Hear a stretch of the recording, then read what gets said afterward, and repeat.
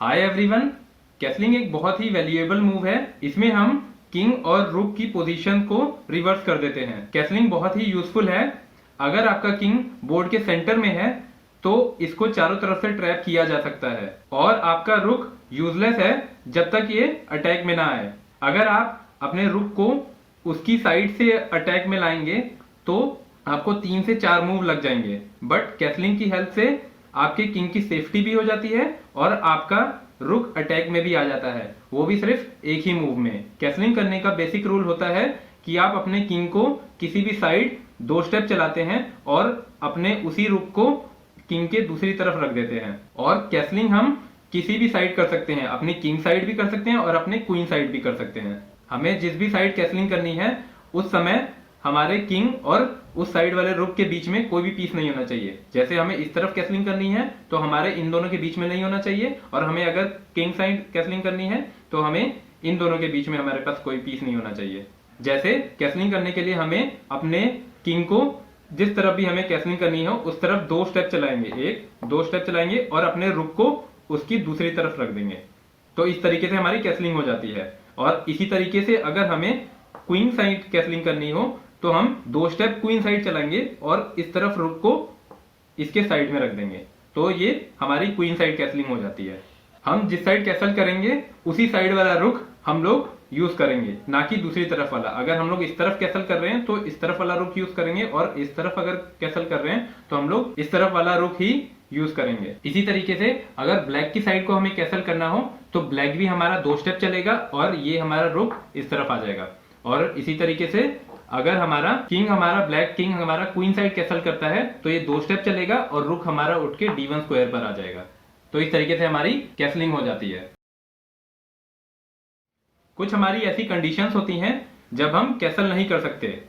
Number 1, जब हमारे king पर चेक आ रहा हो। मान लीजिए ब्लैक की टर्न है और ब्लैक ये मूव चलता है और यहां आके चेक दे देता है, तो इस कंडीशन में हम कैसल नहीं कर सकते हैं। तो इस कंडीशन में हम क्या कर सकते हैं, या तो हमें अपने किंग को मूव करना होगा, या तो उस चेक को रोक दिया जाए, या तो उस पीस को ही डिस्ट्रॉय कर दिया जाए। अगर आपके ऊपर चेक आ रहा हो तब हम अपने किंग को बचाने के लिए हम लोग कैसल नहीं कर सकते हैं।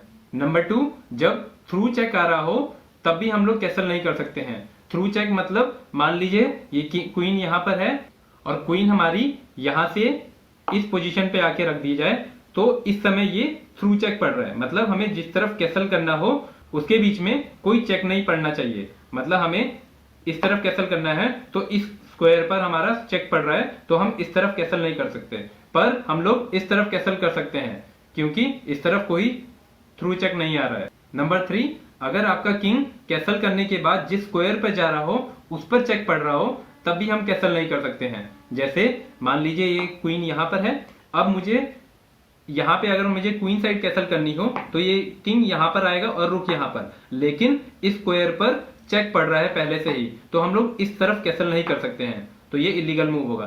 पर हम लोग इस तरफ कैसल कर सकते हैं।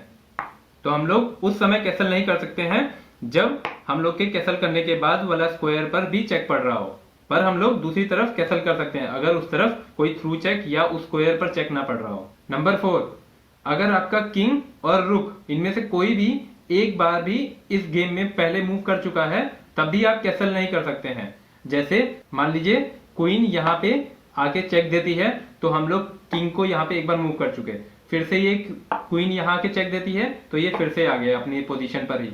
और इस समय मान लीजिए ब्लैक की टर्न है तो वो कोई भी रैंडम मूव चल देता है, तो जैसा कि हम देख चुके हैं कि किंग हम लोग का मूव कर चुका है एक बार गेम में पहले, तो हम लोग अब कैसल नहीं कर सकते हैं, भले ही वो अपनी पोजीशन पर ही क्यों ना हो, क्योंकि ये एक बार मूव कर चुका है तो हम लोग कैसल नहीं कर सकते हैं। इसी तरीके से अगर मान लीजिए ये रुक भी एक बार पहले मूव कर चुका होगा तो हम लोग कैसल नहीं कर सकते हैं। पर अगर हमारा किंग मूव नहीं हुआ होगा अभी तक एक बार भी, पर रुक मूव हो चुका होगा, लेकिन हम लोग दूसरी तरफ वाले रुक के साथ कैसल कर सकते हैं अगर वो मूव ना हुआ हो। कंडीशन ये होती है कि हमारा किंग और जिस रुक के साथ हमें कैसल करना है वो एक बार भी मूव नहीं होना चाहिए गेम में। तो ये थे कुछ पॉइंट्स हमारे कैसलिंग के रिगार्डिंग, और जाते जाते मैं आपको 2 टिप दे देता हूं। टिप नंबर 1 कि कोशिश करें कि हम लोग गेम की स्टार्टिंग में ही कैसल कर लें, और टिप नंबर 2, जब जरूरी हो तब भी आप कैसल कर सकते हैं। जैसे आपको लग रहा है कि आपके राजा पर अटैक आ सकता है तो आप अपने राजा को कैसल करके सेफ साइड में रख सकते हैं। तो आज के लिए बस इतना ही। Thank you.